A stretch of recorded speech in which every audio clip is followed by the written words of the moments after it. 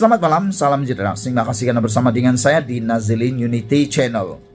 Cubaan tebuk atap, Perikatan Nasional atur langkah Dubai. Dalam gambar ini amatlah lucu apabila pada tahun 2020 adanya Sheraton Move 2020 berjaya. Akhirnya 2023 ada Dubai Move, tapi tak berjaya langsung karena tiada yang mau sokong. Dan pada tahun 2024 menurut gambar ini move to Sungai Buloh. Apa maksudnya? Anda lah yang mengerti. Bimbang dengan kerajaan perpaduan yang semakin stabil dan diterima oleh rakyat, pembangkang kini menggerakkan satu lagi usaha merampas kuasa secara tebuk atap. Terbaru, beberapa ahli parlimen Perikatan Nasional PN kini berada di Dubai terlibat dalam pertemuan tertutup. Ia dipercayai turut dihadiri oleh dua ahli parlimen BN dan juga bertindak sebagai mewakili kelompok tertentu. Kalau suatu ketika dulu Perikatan Nasional pernah mendapat kuasa memerintah melalui langkah Sheraton, kali ini pula melalui apa yang dipanggil sebagai langkah Dubai. Difahamkan kelompok ahli parlimen itu sedang berusaha untuk mengadakan sembah menghadap ke atas yang di Pertuan Agung yang telah berada di Dubai bagi urusan lain. Tidak pasti sama ada mereka berpeluang untuk menghadap baginda tuanku, tetapi setakat ini ia nampak sukar.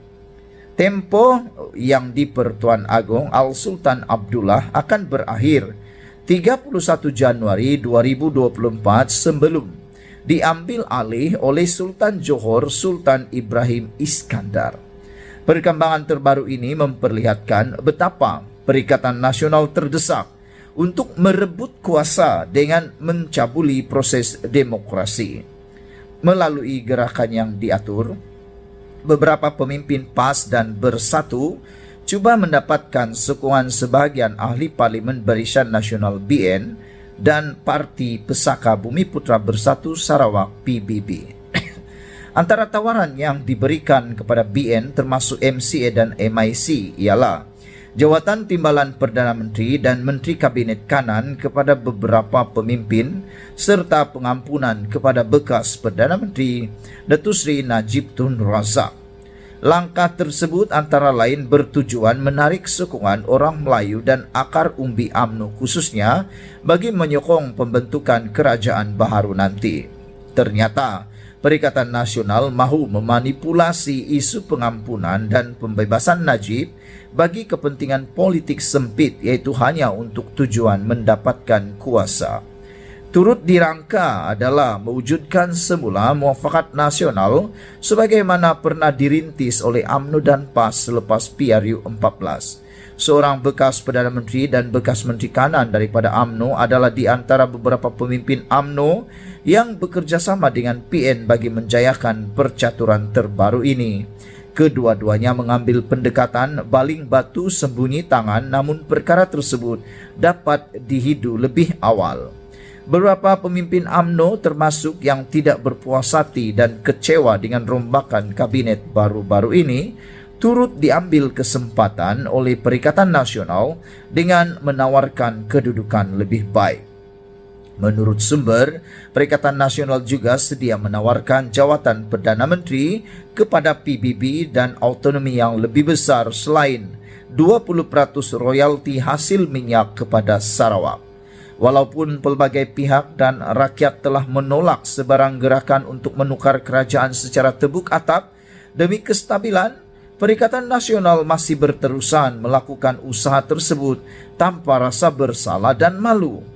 Terdapat desas-desus percaturan terbaru ini mendapat sokongan bekas Perdana Menteri Tun Dr. Mahathir Mohamad dan seorang bekas Menteri Kanan yang kini sedang disiasat oleh pihak berkuasa.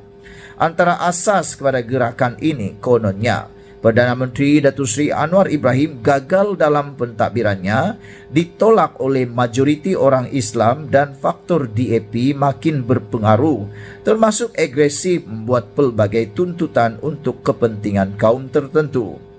Sementara itu, sumber yang rapat dengan Presiden UMNO, Datuk Seri Ahmad Zahid Hamidi yang yakin langkah Dubai tidak akan membawa sebarang impak dan UMNO akan terus teguh menyokong Anwar. Menurut komen ramai netizen di media sosial pula, gerakan menumbangkan kerajaan seperti langkah Dubai ini tidak akan berjaya karena rakyat sudah bosan dengan politiking yang keterlaluan. Apa yang diperlukan oleh rakyat ialah kestabilan politik dan keharmonian bagi menjamin kesejahteraan negara, termasuk menarik lebih banyak pelaburan asing.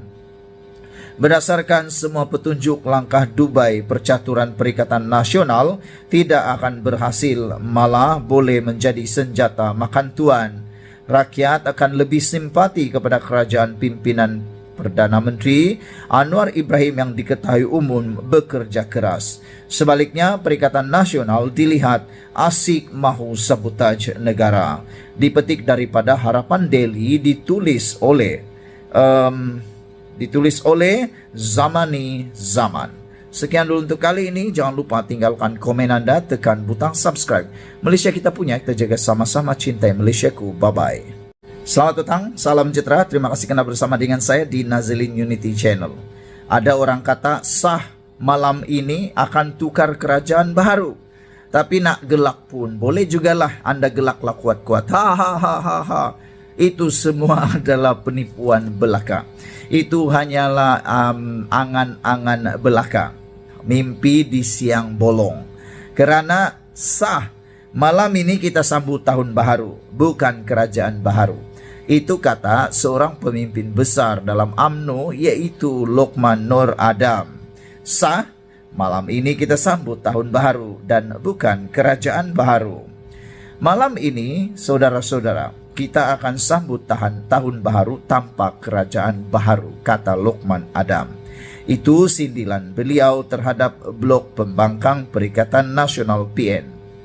Pengarah komunikasi UMNO itu berkata, beliau yakin ramai yang kecewa, terutamanya mereka yang sudah menjadi kluster mahkamah dan yang sedang disiasat Suruhanjaya Pencegahan Rasuah Malaysia SPRM. Terutamanya kawan-kawan yang hari ini makan gaji atau makan upah daripada geng Perikatan Nasional ini. Semakin hari semakin gelabah, termasuk Ketua Pemfitnah Perikatan Nasional, yaitu Raja Petra, kata Lokman Nur Adam, yang hari ini mengeluarkan bermacam-macam kenyataan. Padahal semalam kami cuma membuat laporan polis susulan daripada dapatan tentang 700 juta yang telah dibelanjakan, kata Lokman Adam. Apabila Perdana Menteri Datuk Seri Anwar Ibrahim mengumumkan 100 juta untuk pengiklanan dan sebagainya, mereka bukan main rancak lagi membelasah kerajaan Madani. Tapi rupa-rupanya mereka belanja 700 juta ringgit dan ada salah laku kalau kita tak bazir masa buat laporan, katanya dalam satu video di Facebook miliknya. Semalam, ahli Majlis Kerja Tertinggi MKT UMNO itu berkata, pegawainya membuat laporan polis berhubung perkara berkenan di Balai Polis Setapak kira-kira jam 2 petang. Kita, yaitu rakyat, mahu tahu kemana perginya perbelanjaan 700 juta ringgit. Ada sumber mendakwa, ada penyalahgunaan kuasa membabitkan bekas petugas Perdana Menteri sebelum ini, kata Lokman Nur Adam. Ketua Polis Daerah Wangsa Maju, Superintendent Asyari Abu Samah, mengesahkan menerima laporan itu dan akan membuat siasatan termasuk menghubungi pihak Kementerian Keuangan untuk mendapatkan penjelasan. Terdahulu, Kerajaan Persekutuan bagi tempoh tahun 2020 hingga tahun 2022 dilaporkan membelanjakan sehingga 700 juta ringgit untuk kerja pengiklanan, promosi dan publicity bagi menghebahkan agenda kerajaan. Perbelanjaan oleh dua pentadbiran terdahulu adalah bagi mewar-warkan pencapaian dan usaha kerajaan. Inilah yang menjadi persoalan besar daripada netizen pada hari ini. Tapi yang lucunya ialah betul apa yang kata oleh Lokman Nur Adam ini. Ramai yang betul-betul bermimpi sampai mengigau bahwa kerajaan akan ada pada baharu pada malam ini. Kononnya ada kerajaan baharu, tapi yang sah dan muktamad lagi termuktamad terkini ialah sah. Malam ini kita sambut tahun baharu, bukan kerajaan baharu. Ramailah yang kecewa, kata Ahmad Maslan, terutamanya kawan-kawan yang makan gaji atau makan upah daripada geng Perikatan Nasional ini. Semakin hari semakin gelabah, termasuk ketua pemfitnah Perikatan Nasional Raja Petra, kata Lokman Adam, pada hari ini yang mengeluarkan macam-macam kenyataan. Beliau juga kata bahwa yang kesian ialah, ada lagi yang kesian adalah apabila mereka yang sudah menjadi kluster mahkamah dan sedang disiasat oleh SPRM. Sekian dulu untuk kali ini. Jangan lupa tinggalkan komen Anda, tekan butang subscribe. Malaysia kita punya, kita juga sama-sama cintai Malaysiaku. Bye-bye.